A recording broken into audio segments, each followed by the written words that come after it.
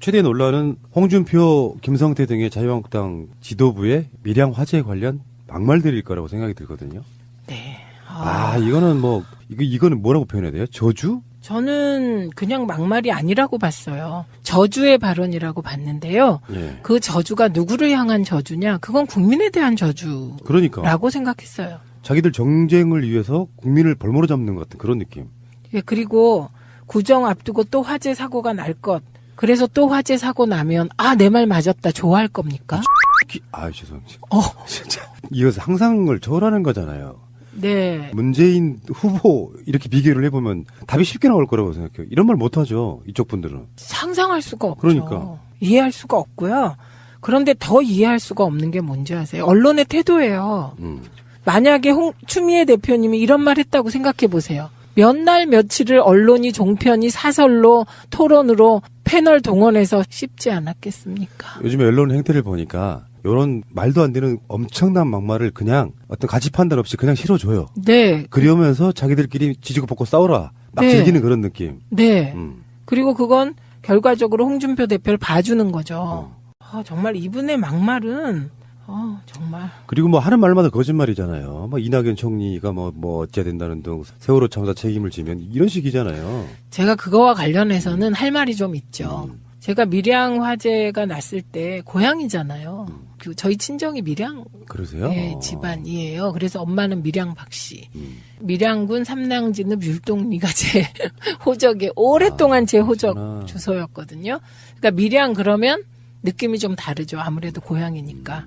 그런데 밀양에서 화재가 났는데 걱정이 더 막 되잖아요. 그래갖고 막 보는데 또 갑자기 자유한국당에서 논평을 내기를 빨리 수습하자. 그리고 유가족도 위로하고 빨리 뭐 하자. 이렇게 나야 되는데 문재인 정부 비난부터 시작을 하더라고요. 김영섭 부대변인. 문재인 정권과 민주당은 대한민국이 불타고 있는데 책임이 회피만 하고 있을 것인가라는 입장문을 내고요. 세월호 참사를 정치에 이용해 집권한 정권이 출범 9개월 만에 대한민국을 불구덩이 속으로 몰아넣고 있다. 이런 진짜. 아니 말이 안 되는 논평들을 내기에 제가 생각해 보니 그 화재 현장에 도지사가 없더라고요. 그래서 왜 이런 큰 참사가 났는데 경남도지사는 안 보이지? 이렇게 트윗을 올렸습니다. 지휘권은 광역단체장한테 있는 것 같잖아요. 네. 근데 문재인 대통령이 현장에 내려가서 위로할 때 그 표정 보셨잖아요. 네, 아이고. 예, 정말 그 표정이 모든 걸 말해준다고 생각하고요. 그리고 현직 대통령은 국민들이 당하는 아픔에 대해서 무한 책임을 느끼는 게 맞는 것 같고요. 이게 노무현 대통령과 문재인 대통령으로 이어지는 그 DJ도 그랬고요. 민주정부 대통령들의 기본 마음의 자세 같습니다. 그런데 그것은 올바른 자세고요. 자꾸 자유한국당의 논평이 점점점 이상해지고 내각 총사퇴도 나오고 하여튼 별의별 말이 다 나와서 제가 또 두 번째 트윗을 날렸죠. 지금이 내 탓 할 때냐. 그래서 이게 살펴보니까 경남도지사가 홍준표 대표였는데 대선 나가느라고 경남도지사를 그만두면서 꼼수를 피워서 재보궐선거도 못하게 만들었더라.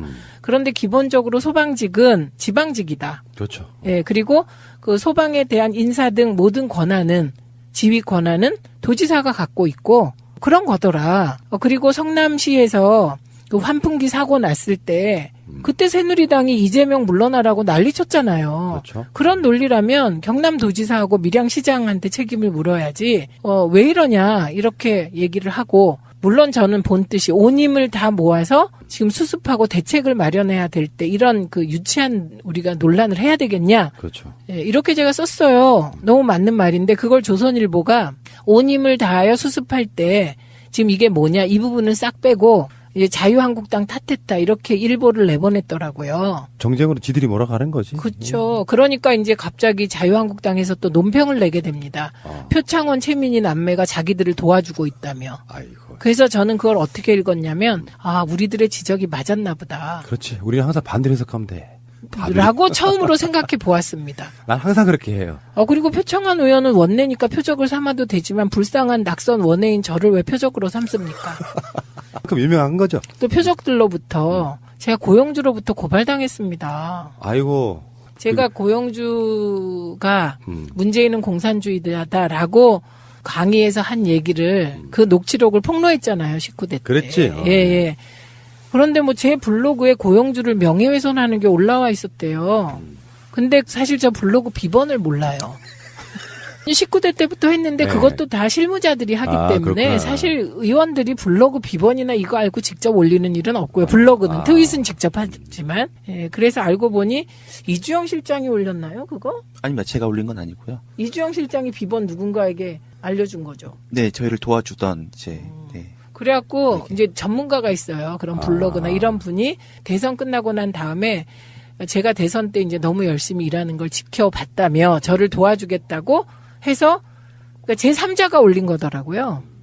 그게 무슨 얘기냐면 불임 사건 때 담당 검사셨대요. 그래갖고 이런저런 얘기가 있었는데 담당 검사인 건 맞잖아요. 그죠? 불임 사건. 네. 예, 그래갖고 저는 그걸 보자마자 삭제했습니다.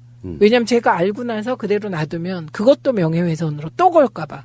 이중으로 걸릴까봐. 근데 되게 웃기는 상황이 발생했어요. 검사라면서 전화가 왔어요. 아주 좋은 목소리의 애띤 여성이었거든요. 전화가 왔는데 블로그에 무슨 글이 올라갔다는 거예요. 5월 며칠 날. 그래서 제가 저는 블로그에 글을 안 올려요. 그랬더니 그쪽에서 황당해가지고 그러면 나중에라도 안 보냐 해서 바빠서 못 봤어요. 이렇게 된 거예요. 네. 그런데 바로 그때 제 앞에 그 글을 올린 사람이 앉아 있었던 거예요. 그래서 둘이 이제 이렇게 전화 통화하는 걸 보고 의원님 그거 제가 올린 것 같습니다. 이렇게 된 거죠. 그래갖고 제가 전화 통화를 하다 담당 검사에게 검사님 근데요 그 글을 올렸다는 사람이 지금 나타났다고 그러니까 황당해하면서 바꿔달라고 하더라고요. 그래갖고 그분이 조사받으러 나가기로 했어요. 아이고 이제 고소 고발이 난무하는 대한민국. 근데 오늘 보도를 보니까 경남 분들이 인터뷰하는 거 들었는데 홍준표가 진주의료원 폐쇄하면서 그때 막 다 쫓겨나가지고 네. 그 후로 1년도 안 돼 사망하신 분들이 40명이 넘어요. 그러니까 어떤 사람의 고의에 의해서 죽어간 분들이 이렇게 있는데 우발적인 사고로 최선을 다해서 막 수습하고 있는 그 정부에 시간이 충분히 지나고 상도 치르고 다 한 뒤에 뭔가 책임 소재를 따져서 그런 말 한다면 모를까. 그도 저도 아니고 오자마자 사실은 책임의 절반 이상은 본인한테 있는 사람들이 그 책임을 일방적으로 정부에 떠넘기고 있잖아요. 법안 뭐 하나 바꾸는 거 국회에서 협조 안 해주면 그것도 힘들고 관련한 예산, 소방 인력 증원 이런 것들이 대부분 다 그들의 반대로 지금 네. 잘 안 되고 있는 부분. 그리고 규제 같은 거 폐지한다고 해가지고 화재 무방비로 노출되게 만든 것도 자기들 세력들이면 이쯤 되면 자기들 책임이 현재까지는 90%가 넘는 거 아닙니까? 그러니까 우리는 그렇게 생각을 하죠. 그래서 생각나세요? 세월호 참사가 터졌을 때 민주당이 우리도 죄인입니다 그랬어요. 네. 기억나죠? 네. 예, 그때 우리 쪽 지지자들은 속이 터지셨을지 모르겠지만 그게 정치인의 기본인 거죠. 속마음 어떻든 간에. 예, 어쨌든 여야가 다 책임이 있는 거 맞죠. 예, 그런데 자유한국당은 논평의 수준이 해도 너무해요. 너무하고 더 웃기는 일도 있었잖아요. 그 유족들이 이제 말하자면 위로하러 가갖고 거기서 어떤 분이 소방법 반대했잖아요. 이렇게 얘기를 했잖아요. 그랬더니 민주당원이 여기도 있네 그랬잖아요. 네. 유족인데 네. 그런데 그분이 민주당원이 아니었어요. 또 고소하면 되겠네. 그러니까요. 정말. 그런데 오늘 국회가 열리는데요. 예. 소방법 관련하여 3개를 처리한다고 합니다. 근데 그 내용들은 주로 시민 규제예요. 시민들. 그러니까 주차 문제 요런 건데 지금 이 화재 문제를 해결하는 것은 좀 근본적인 대책이 필요한 것 같습니다. 그래서 저는 이 과정에서 두 분을 소개해 드려야 하는데요. 하나가 김만수 부천시장. 다른 하나가 성북구청장, 서울 성북구청장인 김영배 청장이에요. 이 두 분이 제천 화재 난 다음에 그 마을의 안전진단을 거의 전수조사했다는 거 아닙니까?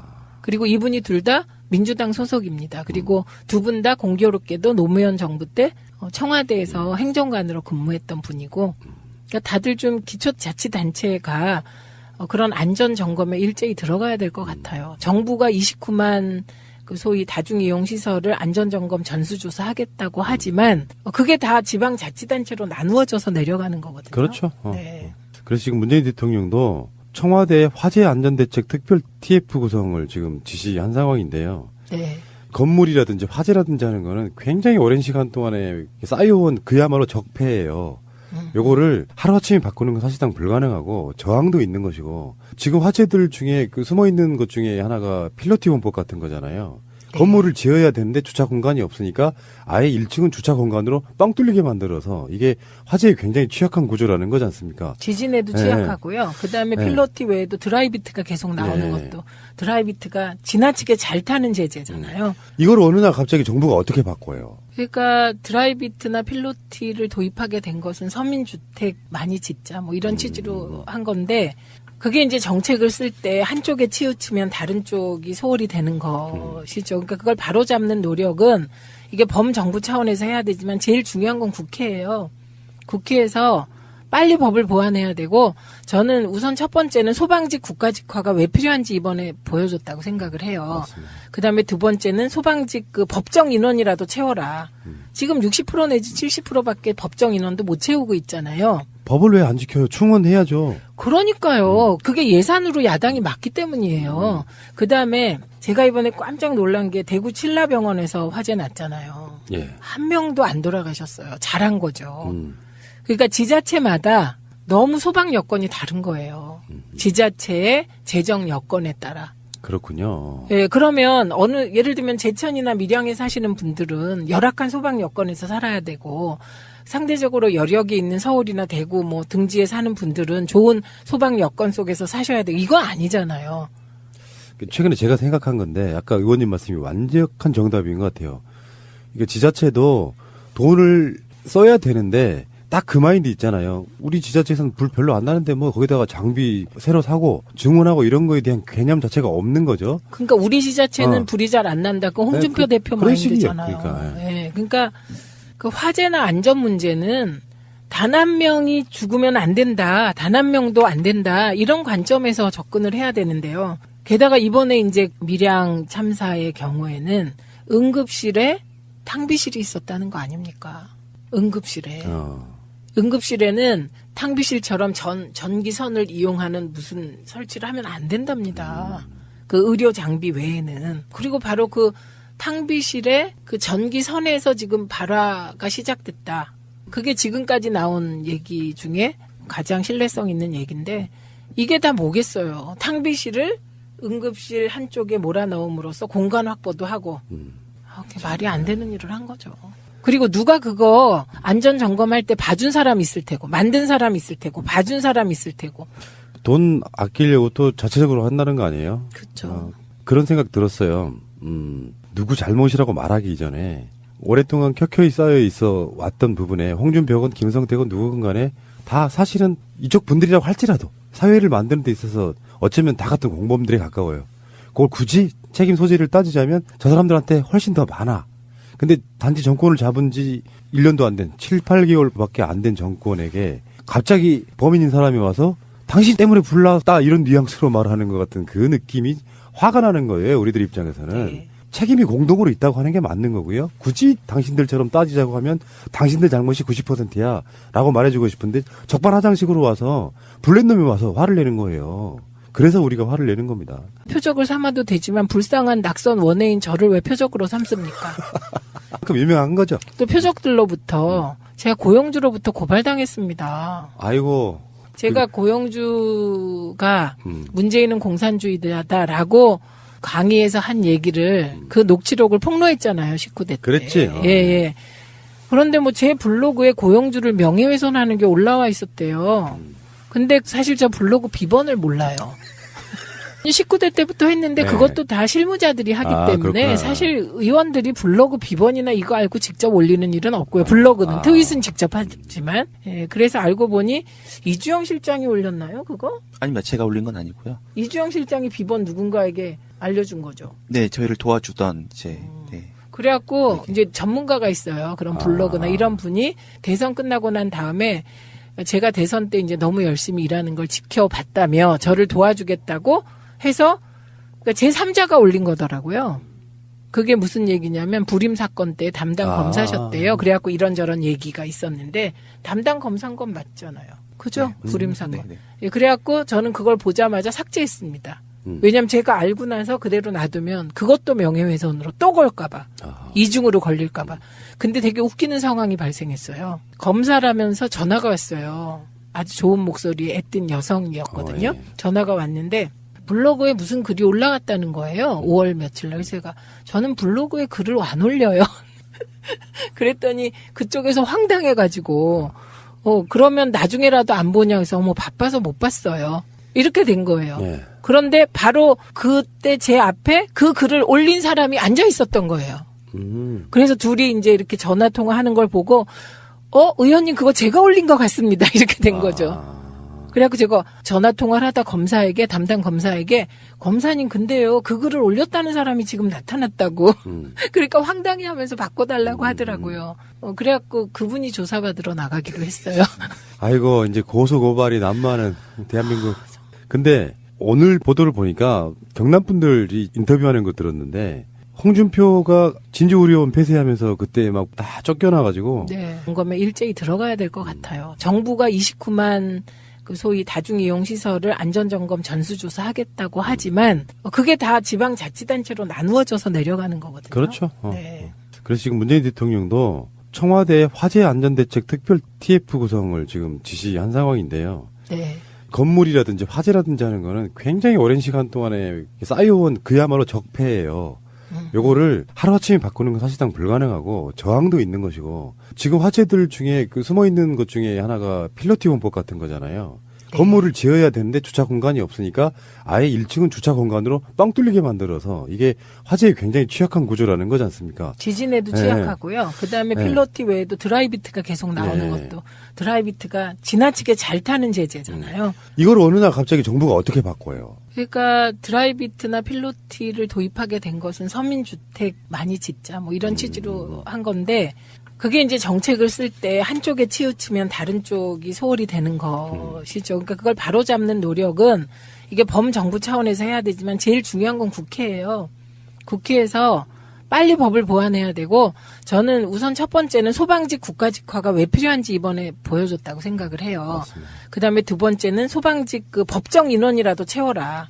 지금 60% 내지 70%밖에 법정 인원도 못 채우고 있잖아요. 법을 왜 안 지켜요? 충원해야죠. 그러니까요. 그게 예산으로 야당이 막기 때문이에요. 그다음에 제가 이번에 깜짝 놀란 게 대구 칠라병원에서 화재 났잖아요. 예. 한 명도 안 돌아가셨어요. 잘한 거죠. 그러니까 지자체마다 너무 소방 여건이 다른 거예요. 지자체의 재정 여건에 따라. 그렇군요. 예, 그러면 예를 들면 제천이나 밀양에 사시는 분들은 열악한 소방 여건에서 살아야 되고 상대적으로 여력이 있는 서울이나 대구 뭐 등지에 사는 분들은 좋은 소방 여건 속에서 사셔야 되고 이거 아니잖아요. 최근에 제가 생각한 건데 아까 의원님 말씀이 완벽한 정답인 것 같아요. 이게 지자체도 돈을 써야 되는데 딱 그 마인드 있잖아요. 우리 지자체에서는 불 별로 안 나는데 뭐 거기다가 장비 새로 사고 증원하고 이런 거에 대한 개념 자체가 없는 거죠. 그러니까 우리 지자체는 불이 잘 안 난다. 그 홍준표 대표 마인드잖아요. 그러니까. 네, 그러니까 아유 진짜. 아니 그 말이 안 되는 논평들을 내기에 제가 그 생각해 보니 그 화재 현장에 도지사가 없더라고요. 그래서 왜 이런 큰 참사가 났는데 경남도지사는 안 보이지? 이렇게 트윗을 올렸습니다. 지휘권은 광역단체장한테 있는 것 같잖아요. 네. 근데 문재인 대통령이 현장에 내려가서 그 위로할 때 그 표정 보셨잖아요. 네, 아이고. 예, 정말 그 표정이 모든 걸 말해준다고 생각하고요. 그리고 현직 대통령은 국민들이 당하는 아픔에 대해서 무한 책임을 느끼는 게 맞는 것 같고요. 이게 노무현 대통령과 문재인 대통령으로 이어지는 그 DJ도 그랬고요. 민주정부 대통령들의 기본 마음의 자세 같습니다. 그런데 그것은 올바른 자세고요. 자꾸 자유한국당의 논평이 점점점 이상해지고 뭐 내각 총사퇴도 나오고 뭐 하여튼 별의별 말이 다 나와서 제가 또 두 번째 트윗을 날렸죠. 지금이 내 탓 할 때냐. 그래서 이게 살펴보니까 경남도지사가 홍준표 대표였는데 대선 나가느라고 경남도지사를 그만두면서 꼼수를 피워서 재보궐선거도 못하게 만들었더라. 그런데 기본적으로 소방직은 지방직이다. 그렇죠. 예, 그리고 그 소방에 대한 인사 등 모든 권한은 지휘 권한은 도지사가 갖고 있고 그런 거더라. 그리고 성남시에서 그 환풍기 사고 났을 때 그때 새누리당이 이재명 물러나라고 난리쳤잖아요. 그렇죠. 그런 논리라면 경남도지사하고 밀양시장한테 책임을 물어야지. 왜 이러냐 이렇게 얘기를 하고, 물론 저는 본뜻이 온 힘을 다 모아서 지금 수습하고 대책을 마련해야 될 때 이런 그 유치한 우리가 논란을 해야 되겠냐. 그렇죠. 예, 이렇게 제가 썼어요. 너무 맞는 말인데 그걸 조선일보가 온 힘을 다하여 수습할 때 지금 이게 뭐냐 이 부분은 싹 빼고 이제 자유한국당 탓했다 이렇게 일보를 내보냈더라고요. 정쟁으로 지들이 몰아가는 거지. 그렇죠. 그러니까 이제 갑자기 자유한국당에서 또 논평을 내게 됩니다. 표창원, 최민희 남매가 자기들을 도와주고 있다며. 아이고. 그래서 저는 그걸 어떻게 읽었냐면 우리들의 지적이 맞았나 보다. 그렇지. 우리는 항상 반대로 해석하면 돼.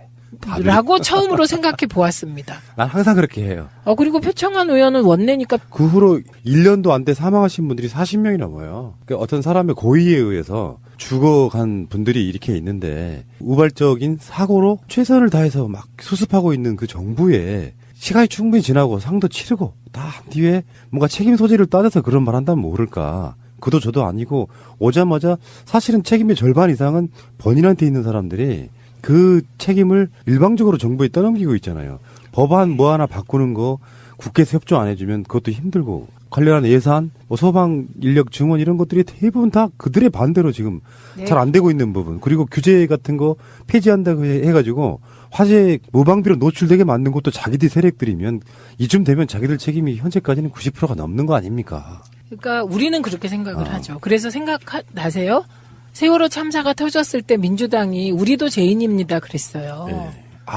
기억나죠? 네. 예, 그때 뭐 우리 쪽 지지자들은 속이 터지셨을지 모르겠지만 그게 정치인의 기본인 거죠. 속마음 어떻든 간에. 예, 어쨌든 여야가 다 책임이 있는 거 맞죠. 예, 그런데 자유한국당은 논평의 수준이 해도 너무해요. 너무하고 더 웃기는 일도 있었잖아요. 그 유족들이 이제 말하자면 위로하러 가갖고 거기서 어떤 분이 소방법 반대했잖아요. 이렇게 얘기를 했잖아요. 그랬더니 민주당원이 여기도 있네 그랬잖아요. 네. 유족인데. 네. 그런데 그분이 민주당원이 아니었어요. 또 고소하면 되겠네. 그러니까요. 정말. 그런데 오늘 국회가 열리는데요. 예. 소방법 관련하여 3개를 처리한다고 합니다. 근데 그 내용들은 주로 시민 규제예요. 시민들. 그러니까 주차 문제 뭐 이런 건데 지금 이 화재 문제를 해결하는 것은 좀 근본적인 대책이 필요한 것 같습니다. 그래서 저는 이 과정에서 두 분을 소개해 드려야 하는데요. 하나가 김만수 부천시장. 다른 하나가 성북구청장, 서울 성북구청장인 김영배 청장이에요. 이 두 분이 제천 화재 난 다음에 그 마을의 안전진단을 거의 전수조사했다는 거 아닙니까? 그리고 이분이 둘 다 민주당 소속입니다. 그리고 두 분 다 공교롭게도 노무현 정부 때 청와대에서 행정관으로 근무했던 분이고, 그러니까 다들 좀 기초자치단체가 그런 최대 논란은 홍준표, 김성태 등의 자유한국당 지도부의 밀양 화재 관련 막말들일 거라고 생각이 들거든요. 네. 이거는 이거는 뭐라고 표현해야 돼요? 저주? 저는 그냥 막말이 아니라고 봤어요. 저주의 발언이라고 봤는데요. 예. 그 저주가 누구를 향한 저주냐? 그건 국민에 대한 저주라고 그러니까. 생각했어요. 자기들 정쟁을 위해서 국민을 벌모로 잡는 것 같은 그런 느낌. 예, 그리고 구정 앞두고 또 화재 사고가 날 것. 그래서 또 화재 사고 나면 내 말 맞았다 좋아할 겁니까? 죄송합니다. 진짜 이것은 상상을 초월하는 거잖아요. 네. 문재인 후보 이렇게 비교를 해보면 답이 쉽게 나올 거라고 생각해요. 이런 말 못하죠. 이쪽 분들은. 상상할 수가 없죠. 그러니까. 이해할 수가 없고요. 그런데 더 이해할 수가 없는 게 뭔지 아세요? 언론의 태도예요. 만약에 추미애 대표님이 이런 말 했다고 생각해 보세요. 몇 날 며칠을 언론이 종편이 사설로 토론으로 패널 동원해서 씹지 않았겠습니까? 요즘에 언론 행태를 보니까 이런 말도 안 되는 엄청난 막말을 그냥 어떤 가치 판단 없이 그냥 실어줘요. 네. 그러면서 자기들끼리 지지고 볶고 싸우라. 막 네. 즐기는 그런 느낌. 네. 그리고 그건 결과적으로 홍준표 대표를 봐주는 거죠. 정말 이분의 막말은 정말. 그리고 뭐 하는 말마다 거짓말이잖아요. 막 이낙연 총리가 뭐 어째야 된다는 등 세월호 참사 책임을 지면 이런 식이잖아요. 제가 그거와 관련해서는 할 말이 좀 있죠. 제가 밀양 화재가 났을 때 고향이잖아요. 그 저희 친정이 밀양 그러세요? 네, 집안이에요. 그래서 엄마는 밀양 박씨. 밀양군 삼랑진읍 율동리가 제 호적에 오랫동안 제 호적 그렇구나. 주소였거든요. 그러니까 밀양 그러면 느낌이 좀 다르죠. 아무래도 고향이니까. 그런데 밀양에서 화재가 났는데 걱정이 더 막 되잖아요. 그래갖고 막 보는데 또 갑자기 자유한국당에서 논평을 내기를 빨리 수습하자. 그리고 유가족도 위로하고 빨리 뭐 하자. 이렇게 나야 되는데 문재인 정부 비난부터 시작을 하더라고요. 김영섭 부대변인, 문재인 정권과 민주당은 대한민국이 불타고 있는데 책임이 회피만 하고 있을 것인가라는 입장문을 내고요. 세월호 참사를 정치 이용에 집권한 정권이 출범 9개월 만에 대한민국을 불구덩이 속으로 몰아넣고 있다. 이런